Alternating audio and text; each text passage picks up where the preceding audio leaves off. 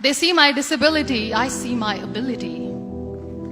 They call me disabled, I call myself differently abled. There are some incidents that happen in your life.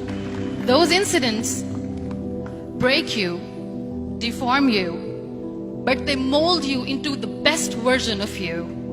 And the same thing happened to me. I was 18 years old when I got married. My father wanted me to get married. And all I said was, if that makes you happy, I'll say yes. And of course, it was never a happy marriage. Just about after 2 years of getting married, I met a car accident. Somehow my husband fell asleep and the car fell in the ditch. He managed to jump out, saved himself. I'm happy for him. But I stayed inside the car and I sustained a lot of injuries. The list is a bit long, don't get scared. The wrist was fractured. Shoulder bone and collarbone were fractured. My whole rib cage got fractured. And because of the rib cage injury, lungs and liver were badly injured. I couldn't breathe. I lost urinary bowel control. That's why I have to wear the bag wherever I go. 3 vertebrae of my backbone were completely crushed. And I got paralyzed for the rest of my life.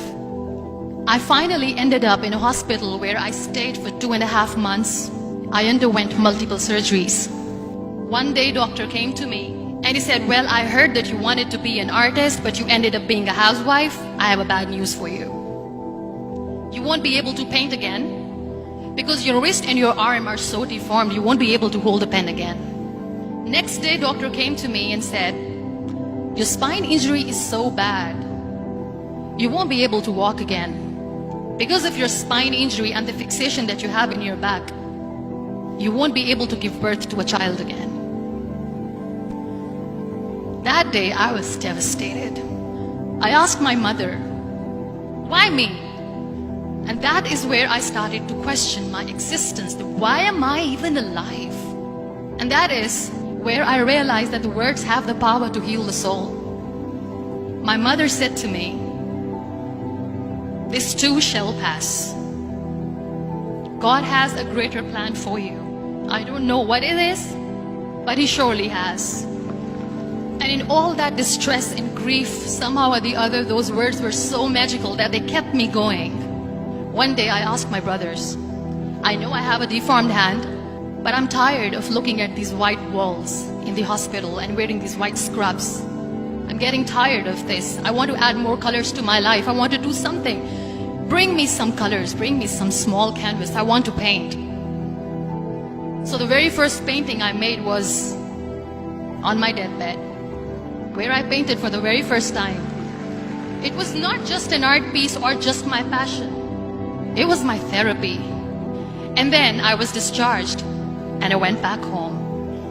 And I went back home and I realized that I have developed a lot of pressure ulcers on my back and on my hip bone. I was unable to sit. There were a lot of infections in my body, a lot of allergies. So doctors wanted me to lie down on the bed straight for not 6 months, for not 1 year, for 2 years. I was bedridden, confined in that one room, looking outside the window, listening to the birds chirping, and thinking maybe there will be a time when we'll be going out with the family and enjoying the nature. That was the time where I realized how lucky people are.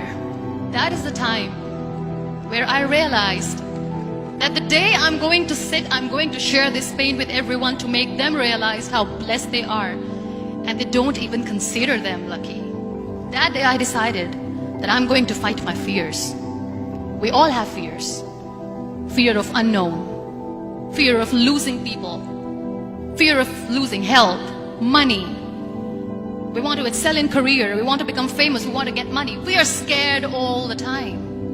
So I wrote down one by one all those fears. And I decided that I'm going to overcome these fears one at a time.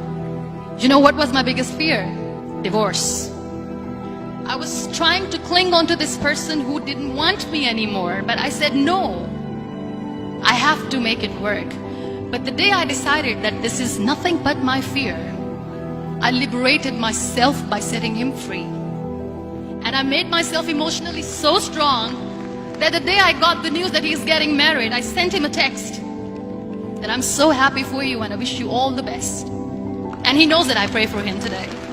Number 2 was, I won't be able to be a mother again. And that was quite devastating for me. But then I realized there are so many children in the world, all they want is acceptance. So there is no point of crying, just go and adopt one. And that's what I did. People think that they will not be accepted by the people because we, in the world of perfect people, are imperfects.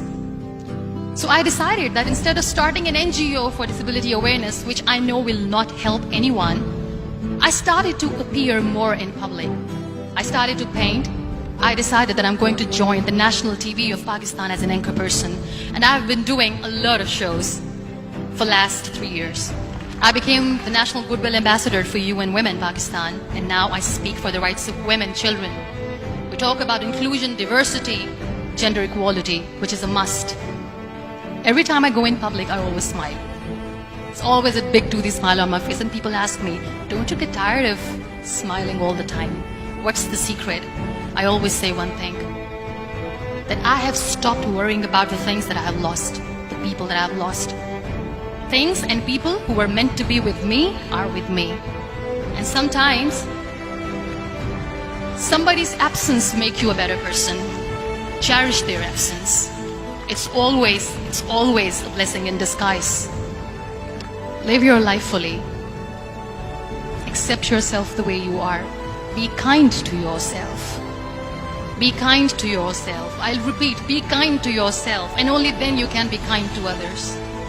Love yourself and spread that love. Life will be hard. There will be turmoils, there will be trials, but that will only make you stronger. So when you accept yourself the way you are, the world recognizes you. It all starts from within.